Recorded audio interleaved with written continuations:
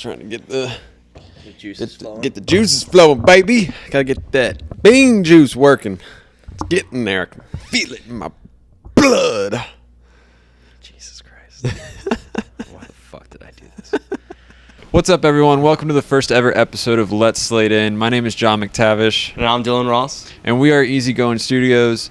In this podcast, you're going to kind of get a glimpse into the Nashville live events and film industry through our perspective. And also in this episode, you're going to learn about us and how Easygoing Studios started as a company. Hope you guys enjoy.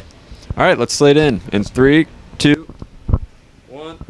To start us off, let's tell you guys who we are and who our company is. So let's go into what Easygoing is and what that means and how we started it. So I'll start off. We met in June 2021, working CMA Summer Jam, which was CMA's COVID-friendly CMA Fest. Yeah. Yep. And I showed up 2 days prior to show while Yep. you were on probably 5 days prior. I think so. And basically, I came in wearing a maroon polo and my khaki shorts and my tennis shoes, ready to work. And first person I see is John in board shorts and a tank top and flip-flops. Yep. I have zero recollection of meeting you. Yeah. Zero. It was hot that time. It was very hot. I'm pretty sure I was like on the verge of heat stroke. Yeah, I would say so. It was bad.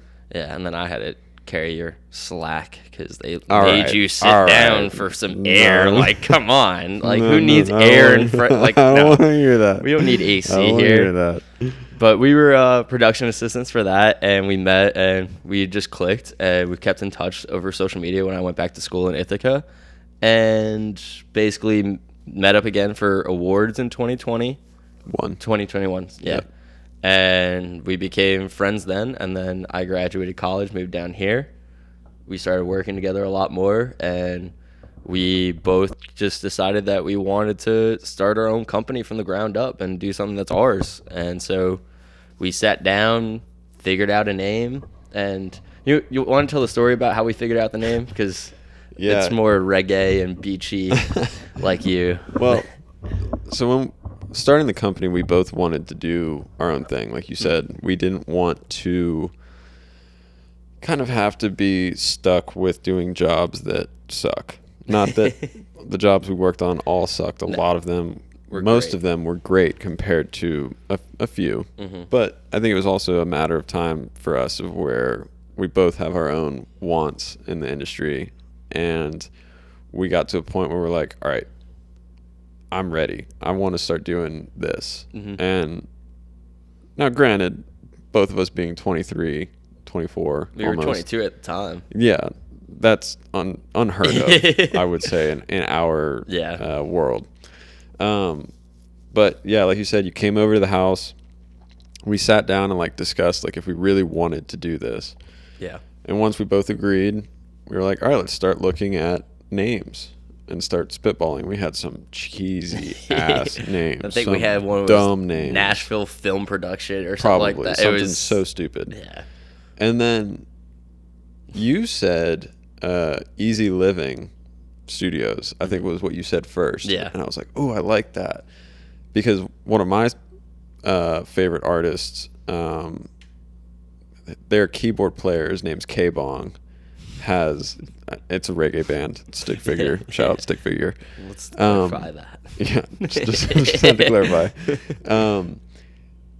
He had a song called Easy Living, and I was like, oh, that's a good one, like, because I can relate to that. I think we're both easy living. And then it clicked where, like, when we've been on set together, everyone is like, you guys are so easygoing. Yeah. Because we've also discovered that, like, if you bitch and moan on set, it's going to suck more for you. Where it's like, if you can just be easygoing with it, you're going to have a great time. And that's when I think, did I say easygoing? I think so. Either way. It doesn't matter. Yeah, but like once easygoing was said, that's... it was like, that's what we need to do. That's it. But yeah, that night I bought the website URL. I got the website fully set up, And then from then on, we were like, all right, we're doing it. Yep. Here we go. I think a week later we bought the LLC, and we put all of our chickens into that basket. Yeah. That's not the right phrase. No, eggs in that basket. Eggs in the basket. That was close. you were close. The chicken. It's okay. Chicken came It's okay. before the egg, so it's okay. We'll work it out. Yeah. So we started it to help ourselves and help others in the industry just become better, and we wanted to make sure that everything that we do, people are coming to set with a smile and leaving set with a smile. Yep. Obviously, things go wrong and everything, and you have to adapt. But I think that's another reason why we named it Easygoing, is because when shit hits the fan, we're chilling. It's all part of the plan. Yep. So let's introduce ourselves a little bit more. I am originally from Pagoda, New Jersey. Shout out the 201.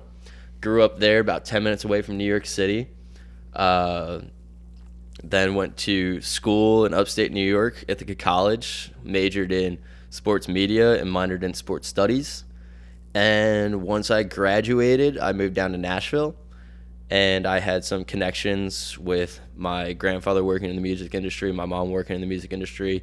And I was fortunate enough to have two very good internships with the Titans and the Nashville Soccer Club doing video productions, which I'm very grateful for.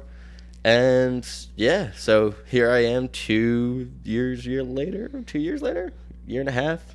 I think it'll be 2 years this year. It'll be 2 years this year. Yeah, so that's my story. What about you?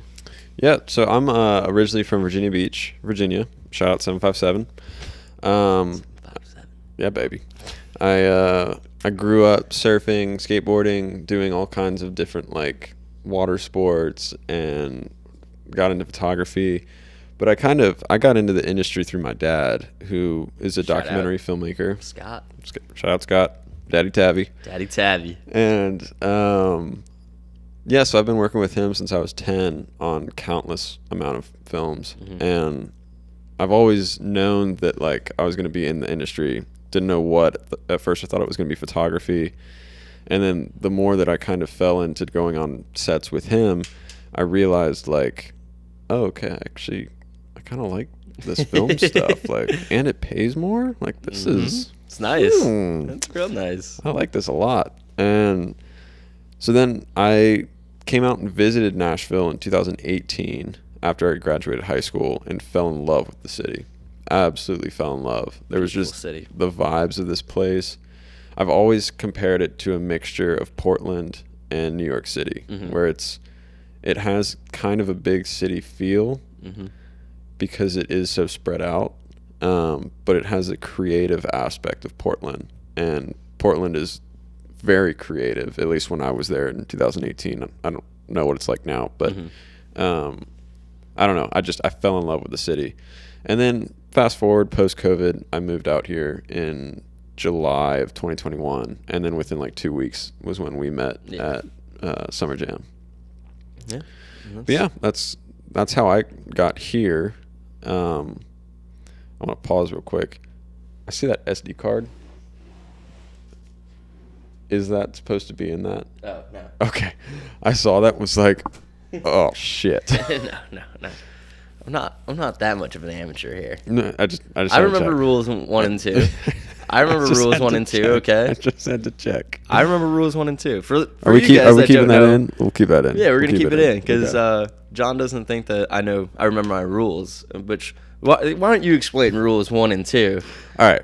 So one of the projects that I did on my own was Race Across America with Team 1 Mile. Shout out Team 1 Mile. And Mike Campbell. Really appreciate you. I went on a cross-country trip filming them. You can go check out the video. We edited the project after we started the company, and it's on our YouTube channel. We'll link it down below. But we had an opportunity to go and film what they called it, the Recon Ride down in Florida. And we rode from Key West all the way to Jacksonville. But we followed the path of Hurricane Ian, and every night we did a fundraising event for veterans that were still suffering from the hurricane. And it was an honor, I think, for us to go and be able to not only get paid to do something that we love, but also get to tell the story of why these people matter and how people are still suffering from all that.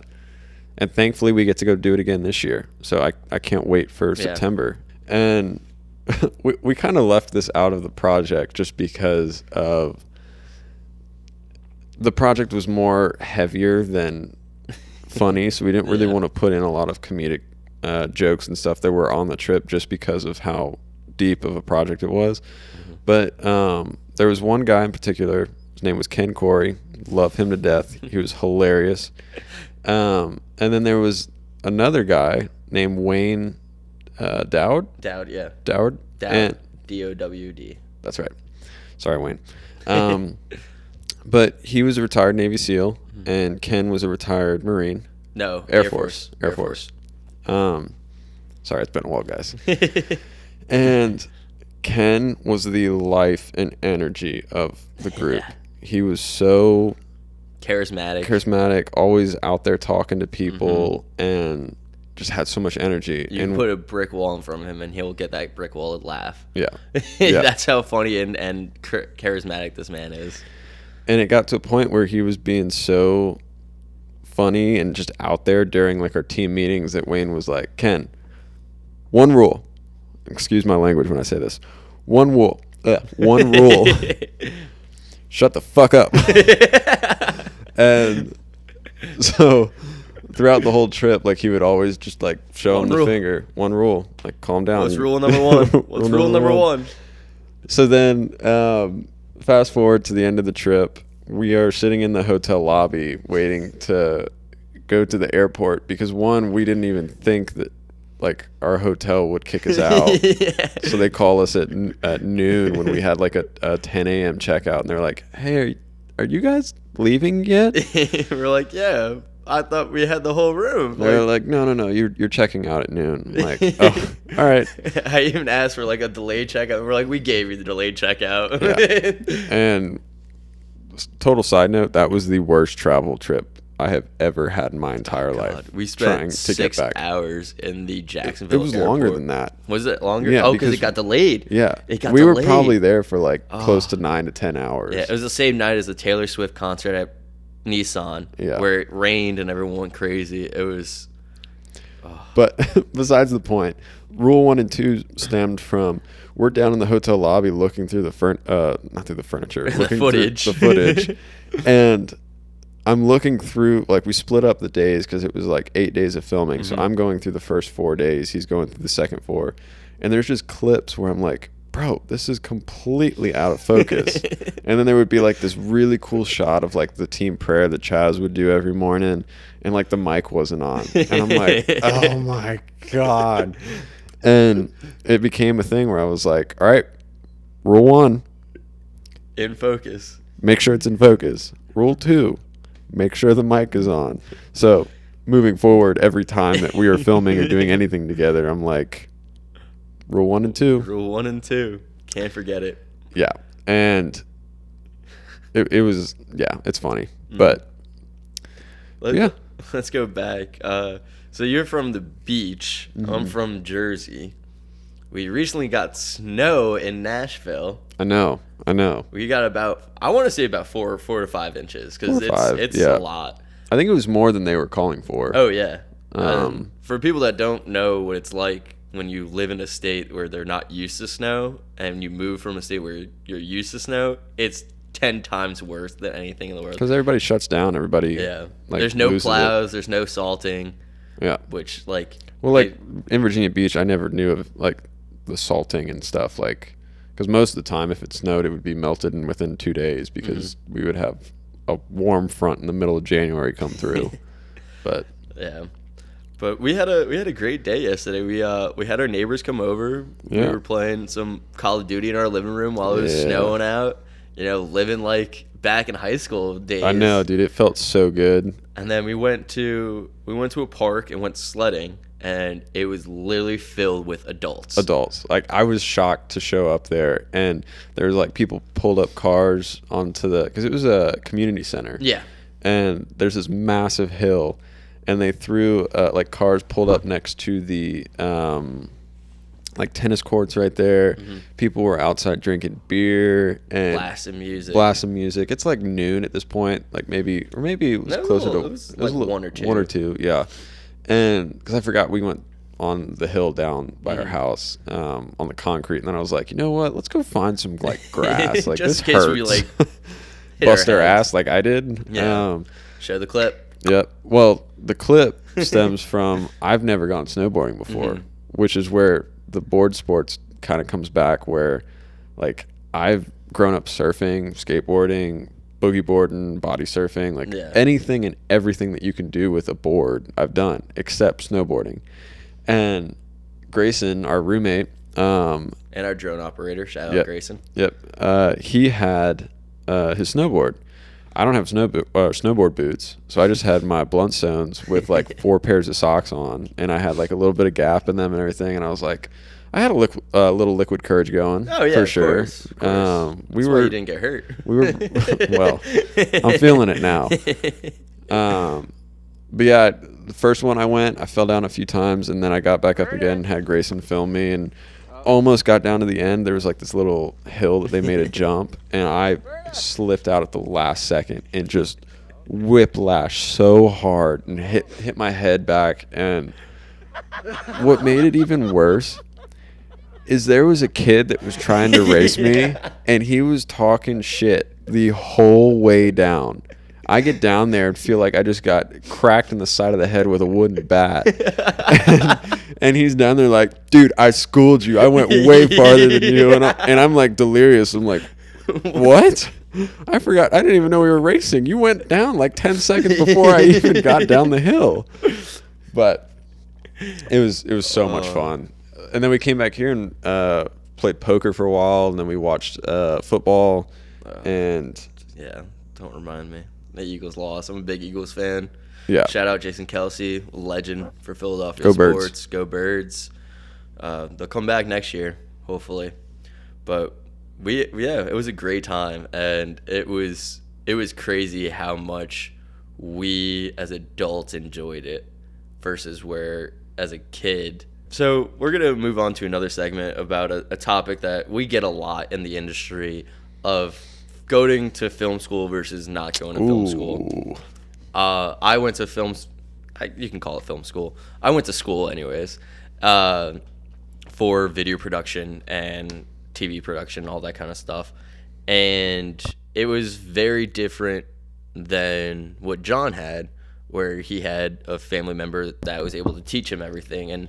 And while he was still in the industry, be able to learn and grow with it. And, for schools, sometimes you have professors that are retired, and the last time they touched the camera was in like 1985 When it and was still film. yeah, it's the industry changes every year. Same thing with everything else in the world, and it progresses, so it's kind of hard to listen to a person that hasn't touched anything in a while. Yeah. And that hasn't been in that field. I remember when I was doing my internships and I went back to school, and there was kids there that thought their shit don't stank. But, when you go into the real world, they're like, oh, I'm going to be a director. No, you're not. Yeah. You're not going to leave school and become a director. Yeah. You can progress to be a director, but that's not going to happen. And, I was lucky and fortunate enough where I had good mentors where they told me how it was. And they're like, look, I know you want to do this, but you got to start at the bottom. You got to be a PA for a while. And for people that don't know, that's a production assistant. And you got to work your way up, And I will say we both still are. In our own freelance world, we are still working our way up to where we want to be. Of course, we're doing this as our side and like side hustle, and I'm hoping to eventually create this as a full-time career, but it's not paying the bills. No. Not yet, anyways. Yeah. Not yet. But the film school thing is tricky for me, because what I want to say is that from what you guys are hearing, especially those in the industry that could be listening to this is just from our perspective of how we see this. This is not how everything is done. It's not how it should be. This is just our way of life, how we've gone through the experiences, the hardships, the sometimes tears and anger that have come from the job. the amount of times that we've sat on the couch and just vented. You know, you look up at the clock and it's like 4 o'clock, and you realize your call is at 8. And you're like, damn, I gotta get 4 hours of sleep. Yeah. But in the end, it's like, it's a job. You get done with it, and then thankfully we're able to wake up the next morning and be like, all right, that's over. We're going to another job. Let's go have fun at this one. But yeah, the film school thing is tricky for me because I didn't go to college, and again, that's because of my dad knowing that, like, first off, my parents struggled at the fact of me not going to college because they're so used to. That's what you do. That's what they did. That's what my mom did, at least. My dad finished his degree later, but he went straight into the military, so he had that. He had an out. Yeah. You can say. So for me, I knew that I wasn't going to school just when I was a junior. Is that third year? Yeah, junior year. Or 11th grade. Yeah, 11th grade. God, that tells you how long it's been since I was in school. Yeah. Oh my gosh. But I knew in junior year that I wasn't going just because I was terrible in school. Not like a bad student, but just like I struggled a lot, and I couldn't grasp the idea of being forced to learn something that had nothing to do with what I wanted to do. So, like, is it the first 2 years, right, of college? You don't really do anything. Every school is different. You know, for Ithaca, which I was very glad about, is when my first class ever for my major, you know, it was hands-on. Like, we rented out cameras, and we learned about the cameras. It was like the Sony X3 or something like that. So, you know, I was fortunate enough to where right then and there I got into it. But another school that I was touring, it wasn't until junior year where you would touch a camera, and the first 2 years was like learning about the history or learning about, you know, mathematics and all, you know, like things that are essential, but, you know, it's not super essential when it's hands-on learning. Yeah. You know, you're not going to tell a engineer, all right, we're going to figure out how to build a table, but we're not going to touch the table, you know? Yeah. And that's where it was a struggle for me. Of like, I can't bring myself to, one, if my parents are going to pay for school, put them through that when I know that I'm going to struggle, and it's going to be the same conversations that I had when I was younger of like, you need to bust your ass to get A's and pass, because if they're paying for it, that's their money. Now, of course, if they were paying for it, I would, of course, have that reason to do well, to have more drive and stuff. But also, like, if it turned out to where I was one paying for it, I couldn't justify having the student loans and stuff like that, because my whole life I've taught myself mostly everything that I've done. All the stuff that I do with my dad, like, I've been on set with him, but moving over to his camera operator and then eventually his DP and editor, like, that was all through my photography stuff that I learned, and that was all in my own path. Like, I love working with my dad, but like, I kind of feel like I've paved my own path just from teaching myself and going into the industry here in Nashville. It was very interesting to kind of see how the difference is of like the guerrilla style filmmaking that we do, that my dad and I do, compared to the $1 million budget music videos or whatever the big live events that we do. Yeah, it's crazy, but it's the same thing. Yeah, but just two very different pathways. Excuse me. Cough break. Yeah, sorry, fighting off a little cold right now. Let me ask you a question. So, like John said earlier, this is our experiences. You know, obviously, for some industries and for some people, you need to go to college to get that degree to go get into that job. But for film, I would say, you know, it depends on the family, it depends on the situation. So, based off of your situation, your family, do you think it would have been better or hurtful for you to go to college? I know for a fact that it would have been hurtful, mainly because that means that I would have been finishing up my years during COVID.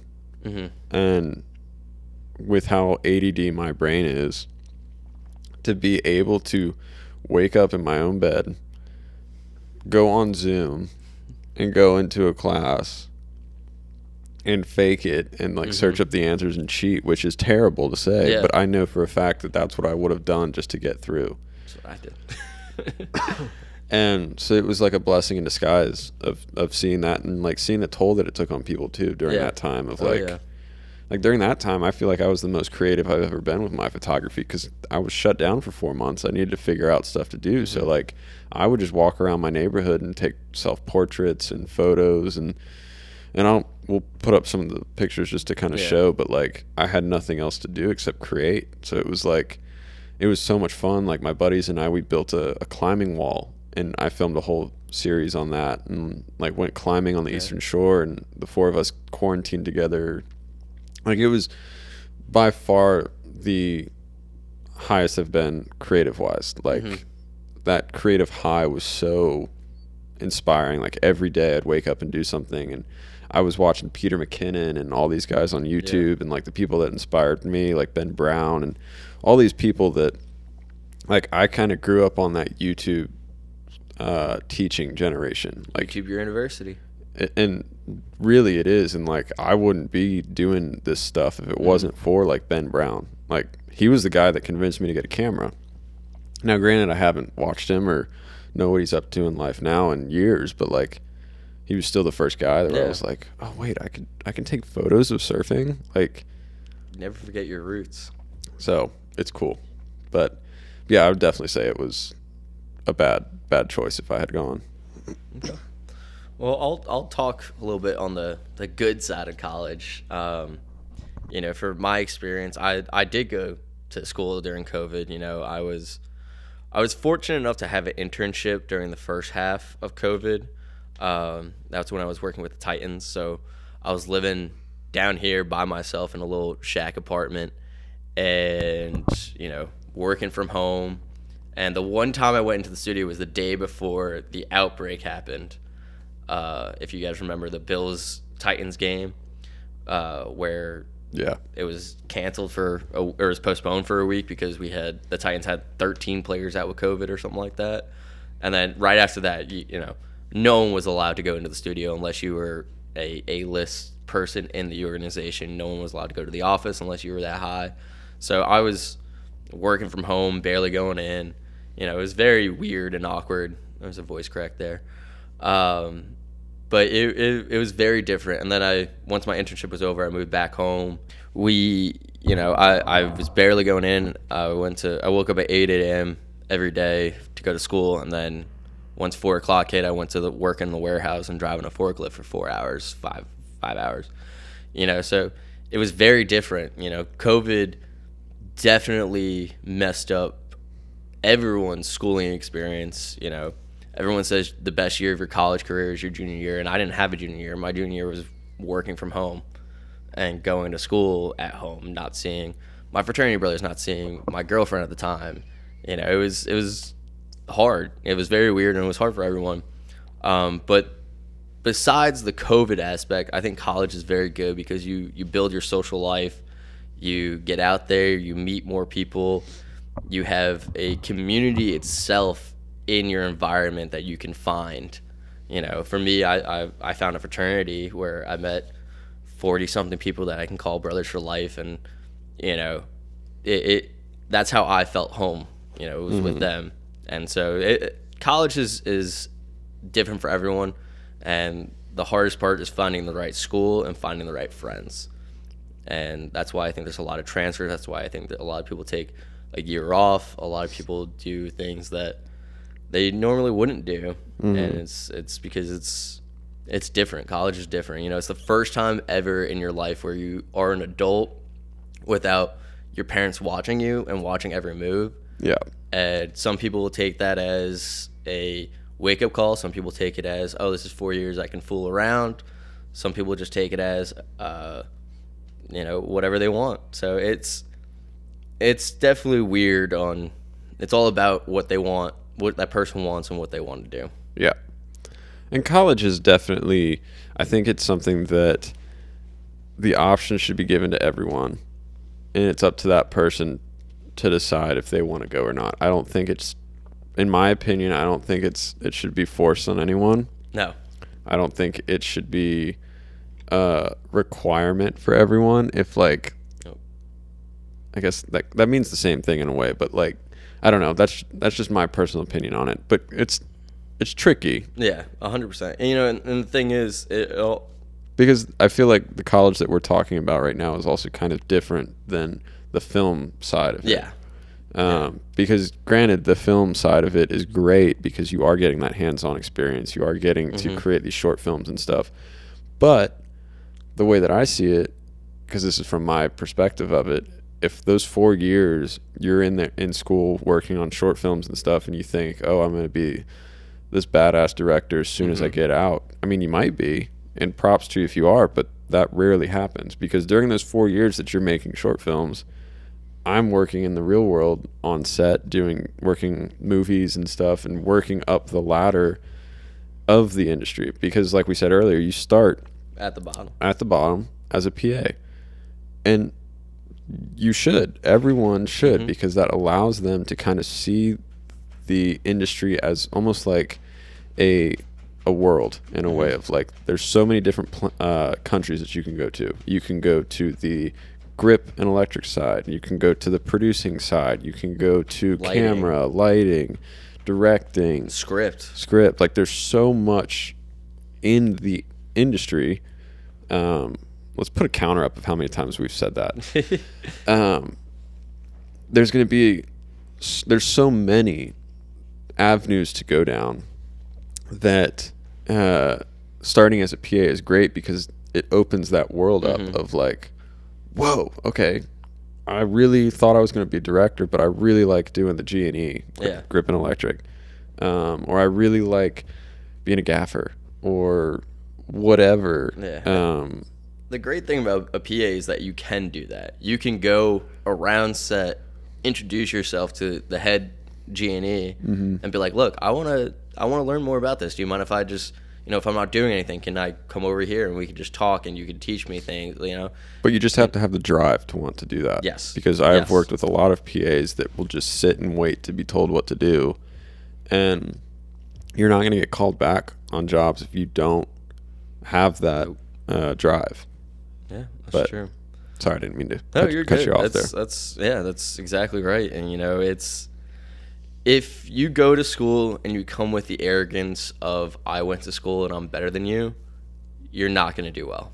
No. Simple as that. Especially in this. You get laughed at. Yeah, especially in this industry, in this environment where everyone is more than happy to share a hand in helping you progress in your career.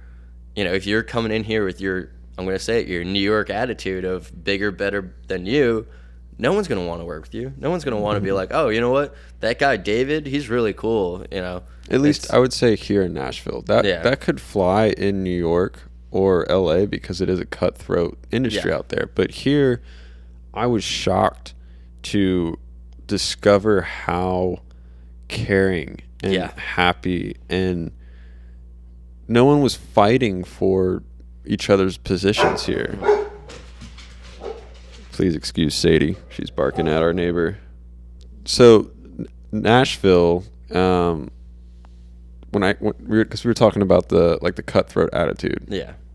And I think in New York and LA, that kind of attitude will fly, because it is an aggressive industry out there. Like, people will do whatever they can to get where they want to be. Where here, it's a matter of like, everyone helps each other in their own their own way. They will like, if you work with someone and you bust your ass and they meet you and they're like, well, I'm not hiring right now, but I know somebody that is. Yeah.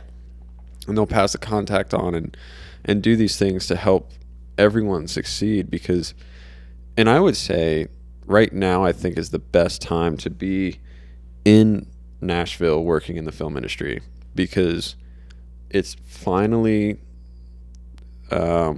blooming in a way, especially because you have so many people from LA moving to Nashville now. So that means that more work is coming to Nashville. Now, as a local, I might not like having all the LA stuff coming out here. But that's a whole nother discussion. But that is something that is good for our world of the more people that are coming from Hollywood are coming here, so that's more projects for us to work on, to get hired on. More people to network with. Yeah, and that's the key thing, networking. Networking is the thing that will make you thrive in the industry here. As long as you are a nice person, you're, no pun intended, easygoing, and you just have a good attitude about stuff. Because also common sense. Yeah, and common sense. Common sense is a big thing. Yeah. And everyone says that you can't teach it. You can't teach common sense. I disagree with that. I think that there are ways that you can guide someone in a way to understand common sense, but it's upon that person. For them, it's up to them to decide, all right, does this make sense to me? Mm-hmm.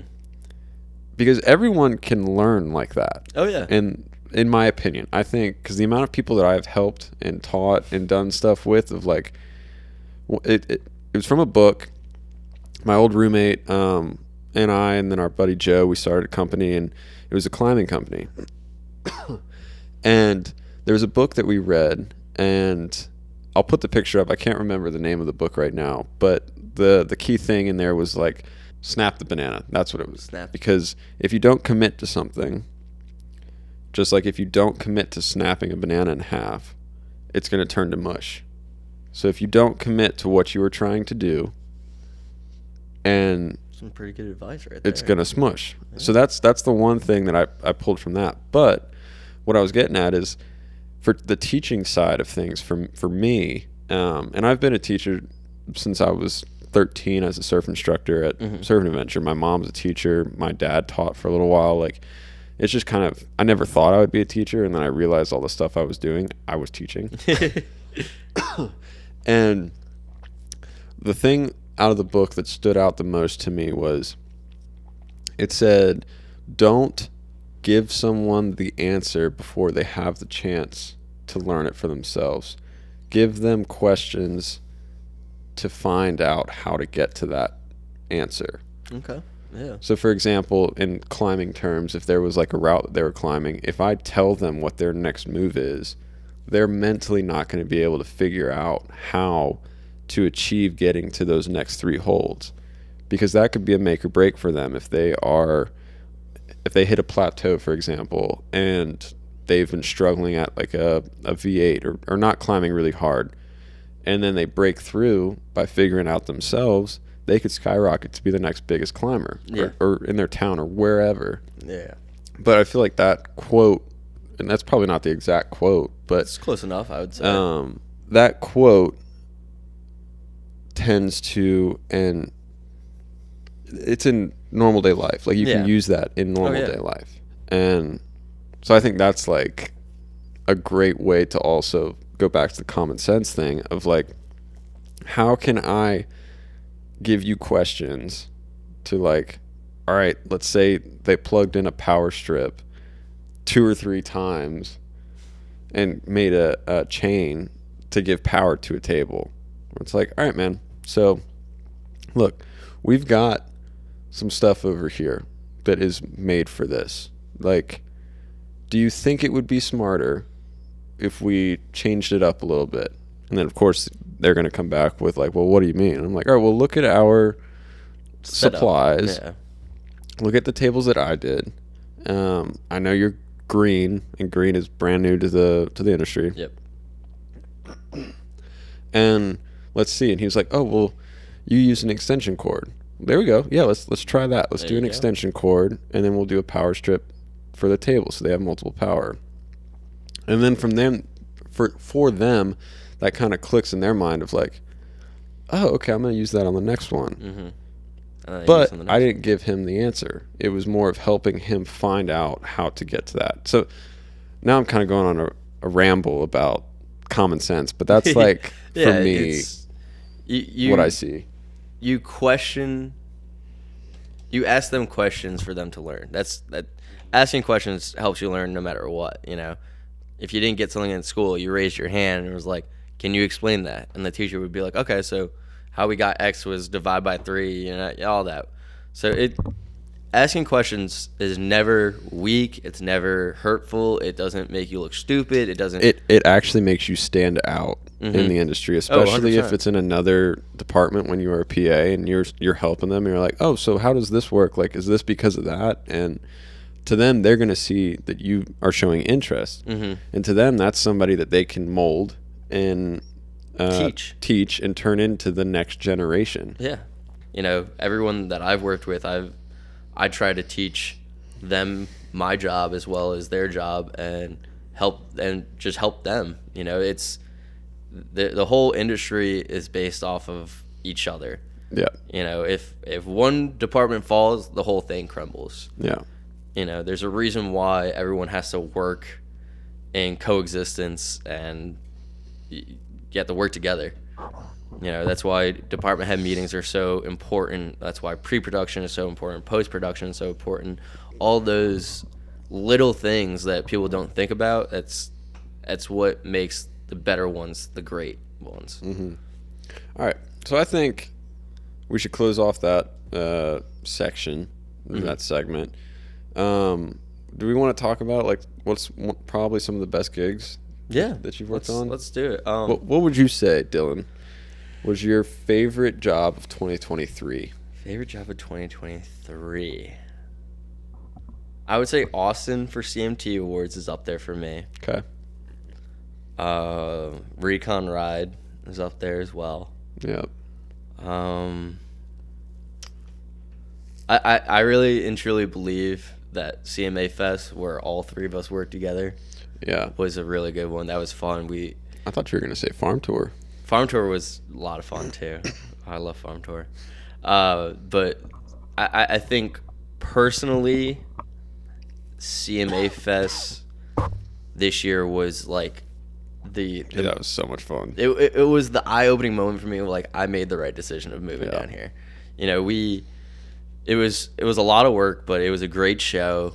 It was a lot of fun. We were able to sleep on the bus that was in the parking lot because you had to be on set at 6 a.m. every day. Yeah. I had to be a little later, but a little later as in 1 p.m. No. Yes. No, it was like 11 a.m. All right. No. Yes. Show days, you were there at 1. No, I was there at 11. I left at 1. Except for the last one where I left. Maybe it was Grayson. Grayson was at 1. Yeah.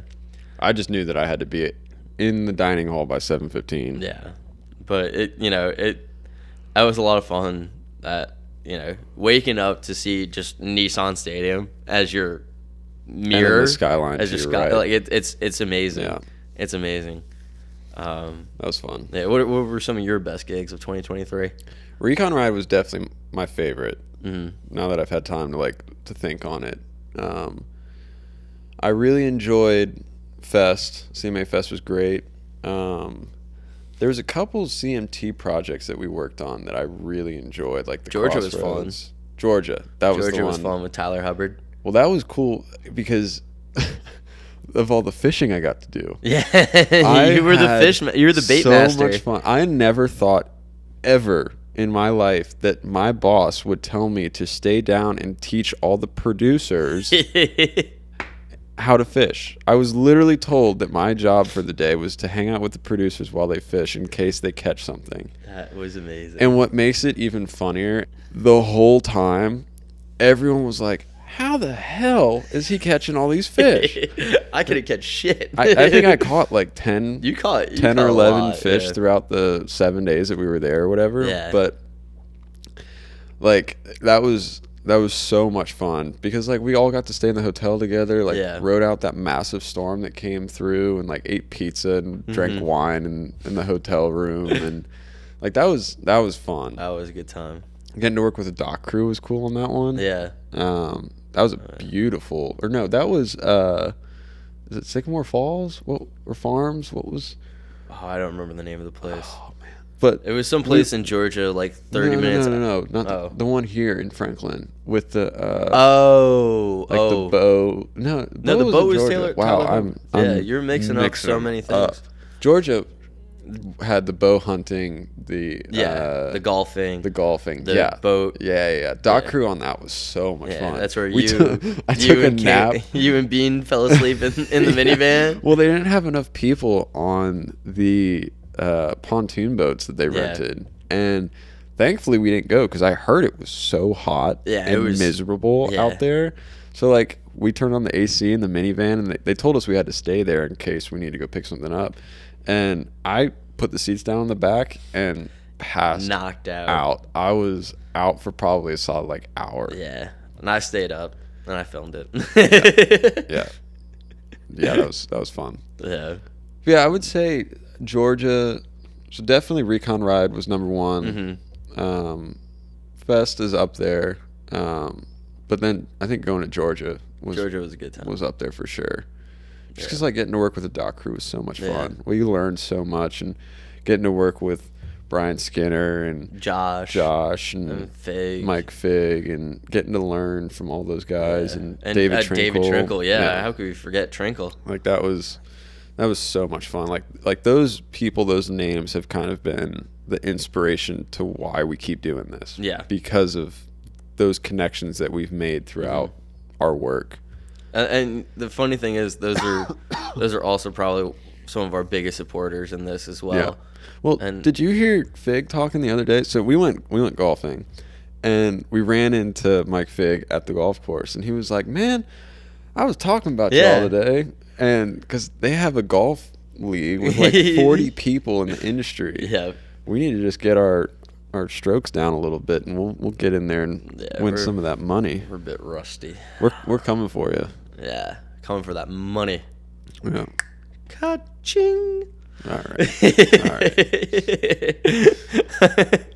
All right. So my question to you now is, I have two questions. What is your dream gig that you want to work on, not easygoing? And then what is your dream easygoing gig? Ooh. Well, I would say dream gig that's not easygoing would probably be getting to direct some kind of movie that's based off of like some life events and life lessons that have been like creating something that can kind of inspire people. I'm not really a big movie worker. Like I don't work on a lot of films besides the stuff I do with my dad. But creating a feature that's like able to kind of inspire people would be string at the heartstrings a little bit. Yeah. I know my answer would have been different 2 weeks ago, but like after seeing Iron Claw, I knew that was coming up. Oh my god! I knew that was coming up. One of the best films I have ever seen, but one of the heaviest, and I've never been that much of an emotional wreck before in my entire life. Yeah, we stayed up on the couch for an hour and a half after he came home talking about it. Because I couldn't go to sleep. I didn't know how to like comprehend what I had just seen. But it was like after getting to see a film like that, it made me inspired, because being able to leave a theater like that and feeling that way, that means that the filmmakers, the directors, the producers, everybody involved with the film, the actors, did everything right. Yeah. Because it's exactly how people should be leaving the movies. Oh yeah. If it's something like that, you should be leaving in tears and like. Unless it's like super bad and you're leaving in tears because this was awful. Then you should be going asking for your money back. Yeah. Exactly. But yeah, that would be my dream non-easygoing. Easygoing dream job would definitely be the music documentaries of like following a band around, creating a project that kind of shows them creating an album, and then maybe following them on tour a little bit after the album's released or something like that. Is because I've been inspired by the music films like the Avett Brothers documentary and many others that have come out. But just doing something like that, I think, for sure. How about you?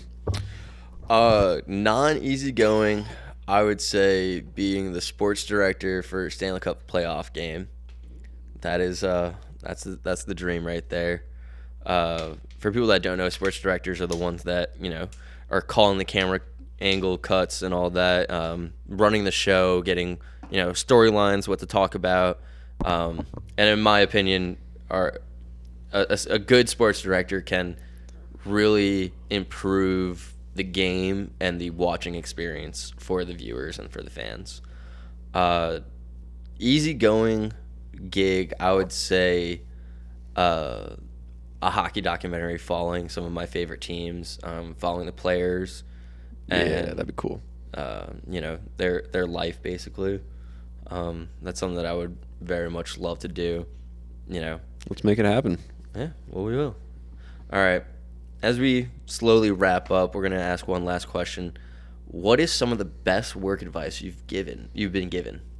Ooh, that I've been given. Mm-hmm. I would have to say it's from David Trinkle. I've gotten to a point now where I'm like, I'm done PAing. I don't want to do it anymore. I'm going to do the jobs until I'm finally like fully out of there. I really want to go camera. Yep. And so I texted him and I was like, hey man, can we meet up? Like, I just want to shoot the shit a little, kind of talk about Pick your brain. some stuff. And he was honestly like kind of shocked that like I reached out. He was like, I mean, I'm happy. I haven't had someone do this like in a very long time because he's been in the industry for years. Yeah. Very long time. And so it was cool to get to like grab coffee with him. And I was like, look, man, like I really want to move up in the industry. And now the advice I'm about to give is personally. I'm not condoning this to everybody because you'll understand why. But I asked him what I need to do. And he was like, bro, you need to just start saying no. Start saying no. And that was the first time for me where I realized that like, wow, this job is not like any other job ever. Mm-hmm. Because I can tell someone no and get a higher position from it. Because the way that he phrased it was by saying no and telling them what you want to do, they know that you're not PAing anymore and they know that you are moving up in the industry. So let's say I'm just first or second ACing now, second assistant camera. They help with like Slate and a bunch of other stuff. Changing lenses. But let's say I'm second ACing now. Okay, that producer is going to go into their book most of the time and write you down as a second AC. Mm-hmm. So now I might get a call 2 months later of like, hey John, just wanted to call you back. We need a second AC. Are you available? What's your rate? Now at this point, your rate has doubled by that time. Mm-hmm. So that was the advice for me, that it kind of opened up the doors to me a little bit more of discovering my voice. And like I said, that's my personal advice that I've been given that's helped me, not saying that people should go out and just start saying no. And just start saying no to jobs. Hey, can you show my lawn? No.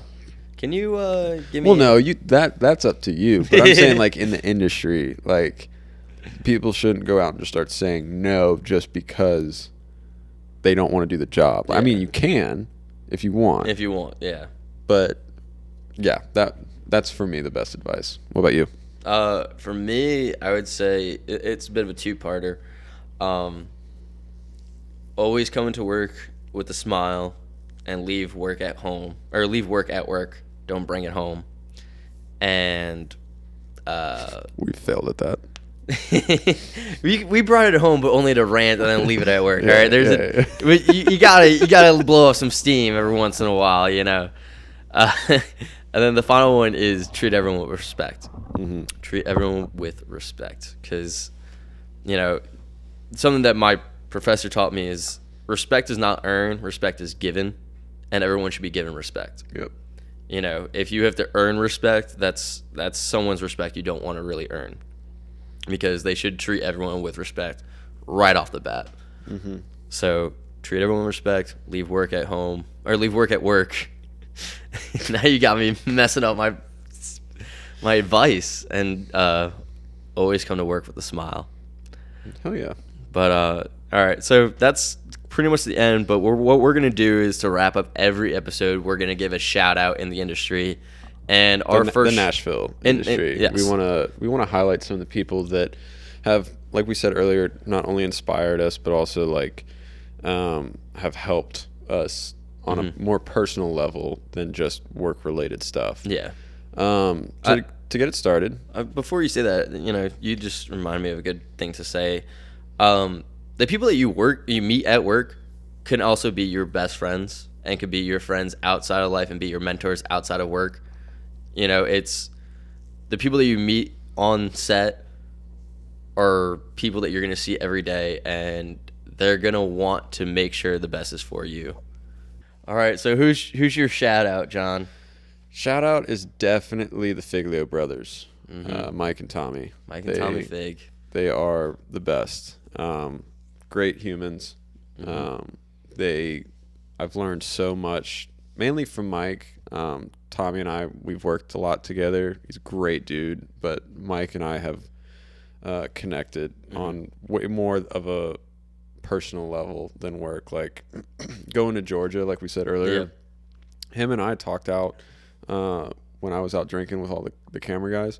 We were out there talking for probably 2 or 3 hours till 1 a.m, and like just getting to hear his story and all the things that brought him to where he is now. Like by far the best person I've ever worked with in the industry. Yeah, Tommy's a great guy. Every time I see Tommy, he makes me die laughing. Yeah, he's hilarious. He had on his boom, he had some fuzz. Or no, when we were in Georgia and we went to go get it wasn't Georgia. I forget where we were, but we were filming Docker and we had to get honey. And so that was the one in Franklin. That was the Franklin. Yeah. Because that was with the bees. So Tommy takes off his glove. He's still holding the boom mic and getting sound.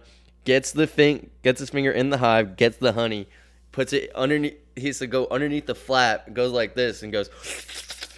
That is some good honey right there. And we all go, Tommy, you got some on your mask there. He goes, oh, I'll suck it out. Puts the mesh on his mouth and starts sucking the honey. It was so funny. That man puts me in tears every time I work with him. Yeah, they're great. The best two brothers in the industry, for real. And shout out Mike, because he came out, and as you guys have now seen, we have a new project coming out called Backyard City Sessions. And the people that we talked about earlier, Josh and Brian and Bryce. Well, because Brian wasn't on this one. We're trying to get him. Yeah, but Bryce. Shout out to Bryce. Shout out to Brian. No, not Brian. I just said not Brian. Josh. Shout out Josh, Bryce, and Mike Fig. You guys are the best. They all came out and they helped us with this pilot episode for free. And Mike, also shout out everyone else on that Backyard City Sessions crew. Yes, as well. I genuinely have so much appreciation for everyone that was a part of that. The Yes. band, everyone that was behind the scenes doing stuff. Like, thank you. So keep an eye out for that. But February 24th, mark your calendars. Yep. But yeah, so I think we're gonna wrap it on up here. Yeah. You want to take it out? Yeah, I'll take it out. Well, thank you guys very much for spending your time and listening with us. I'm Dylan Ross. I'm John McTavish. And we're Easygoing Studios. Thank you again. See you guys on the next one. Bicycle.